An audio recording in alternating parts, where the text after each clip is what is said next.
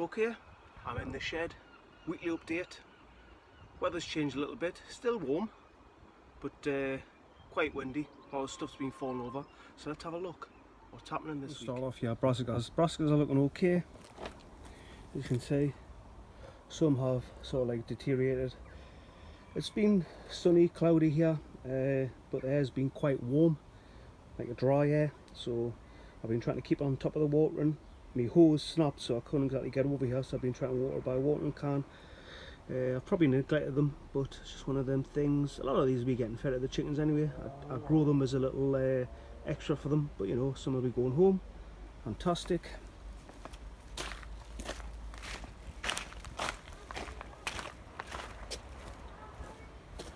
Potatoes are looking great. Some have flopped over. I was here on Thursday, no, yesterday, and I watered them. Maybe that's indication, but I'll water them again. I say as I'll wait till they all droop over. They're not going to go wrong just kept in the pots. They're not going to rot, so it should be fine. In here, this cabbage is looking fantastic. Cabbage, lettuce, looking great. My chicory is looking fantastic. Starting to, it's like goes like a bit of a bit like that actually. See how that's like that? That's how these do exactly the same. So I'm gonna have a look at the bottom, because you can always indication whether see what I mean. I repotted these last weekend and there's roots there already.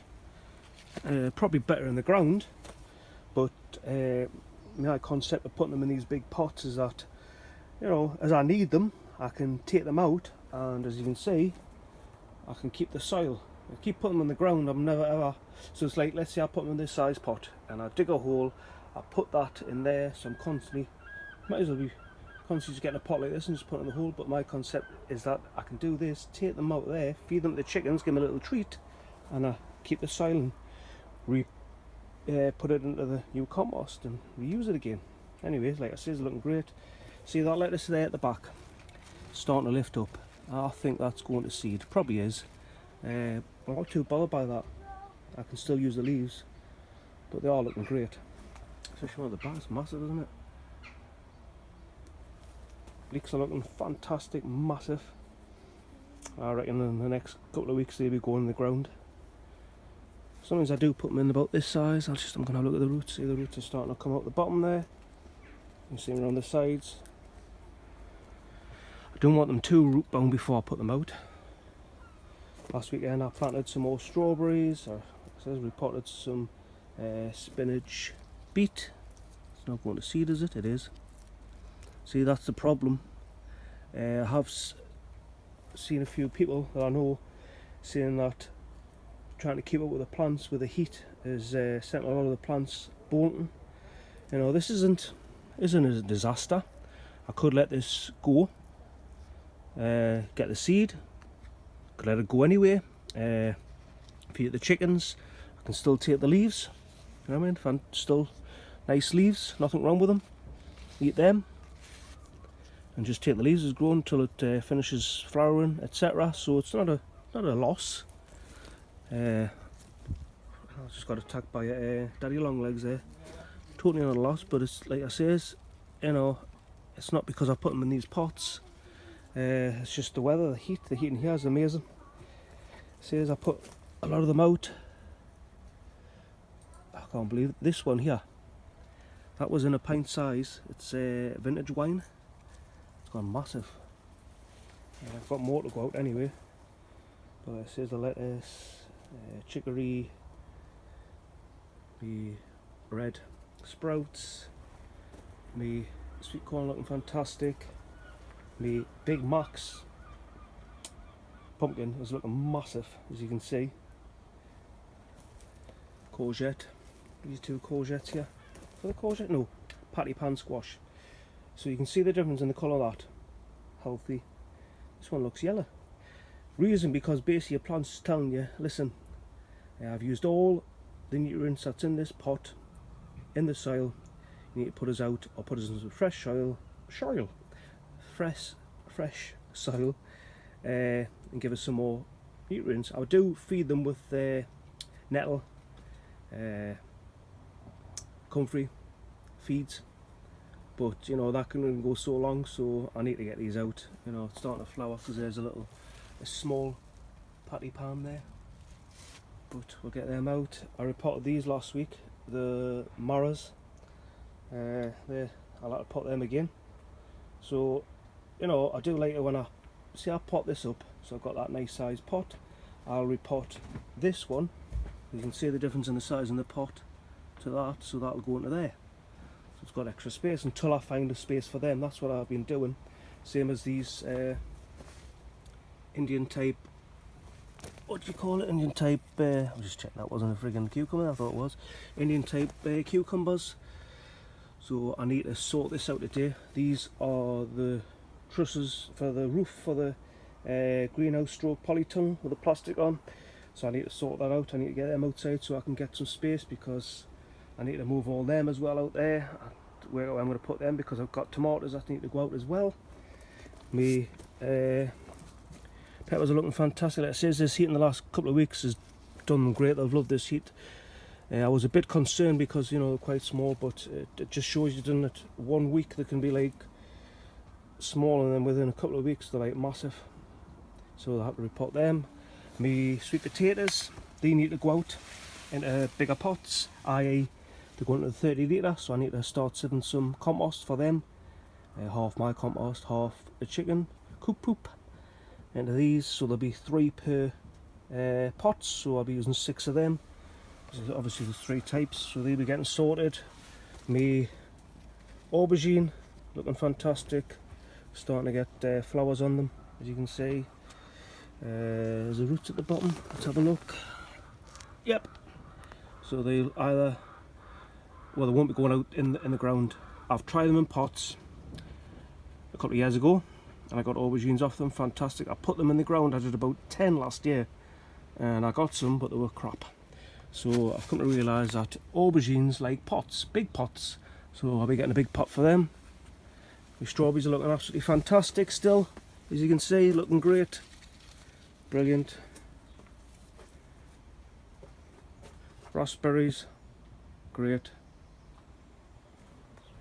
The tomatoes were planted over a week and a half ago, I think, looking great. Someone did say it was they were too close, and yeah, you're probably right, they are too close. But my concept of doing it, even though you've got the holes there for 4 canes, which does give support, was the bigger they get, the more support they give, so I don't have to use the canes as much. We'll just have to see, they might flop over, I don't know when they get to a certain height. But like I said, they're starting to flower, great. Lettuce, wonder, web wonder, looking great. I might repot them again, some more of them. Flowers, kohlrabi looking great. Some more sweet corn. Always remembering, don't put these sweet corn with these sweet corn, 2 different types. Don't want to cross contaminate. But there's a question. I've thought myself, do tomatoes ever cross pollinate? Like, you know, in here I've got 15. Well, I'd say 14 Roma, and I'm sure one was Moneymaker. I'm sure there's a Rogue Moneymaker that went in there. And at the back here I've got, I can see, it's a Chinese tomato, which I didn't know. It didn't have a name for it. It was in Chinese. And I think the back is the Greek one. And then I've got Bolstar there, tomato in the middle there. So do they cross-pollinate? You know, they've been so close, I don't know. In a way, and I put them close as well because, you know, space. It's all about space. Get as much as I can within the space. I know it'd be fantastic if I had an acre and I could space things out fantastically, but it doesn't work that way. I've repotted the last of me squash here during the week, so they're done, they're sorted. My leeks in here exactly the same, looking great. Me what do you call it, corona's looking great. See, that's last year's.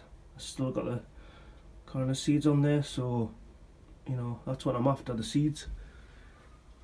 Tomatoes, last American tomatoes went in, so you can see the difference in the size of that one compared to that one at the back here. This one here, so that was put in a week before that one. So some of these might be going out. We'll just see. Some more beet, squash beet. I mean spinach beet. Me celery's looking great. Some seeds haven't come up at the bottom there. Thyme, basil, oregano, Greek hasn't come up. Fennel, I've got one. The Ramasca courgette, I've already repotted one, which is that one there. That was last week. And they're still coming up, as you can see. Strange that you can put 6 seeds in, but they come up individually, bit by bit. Sage, no. Kiwi, no. Chive, rogue, whatever it is. Radishes, parsnips. I've definitely got some celery coming up there. Cumin, no. Sweet basil, yes. That's meant to be sage, but that's definitely basil again. Rogue basil.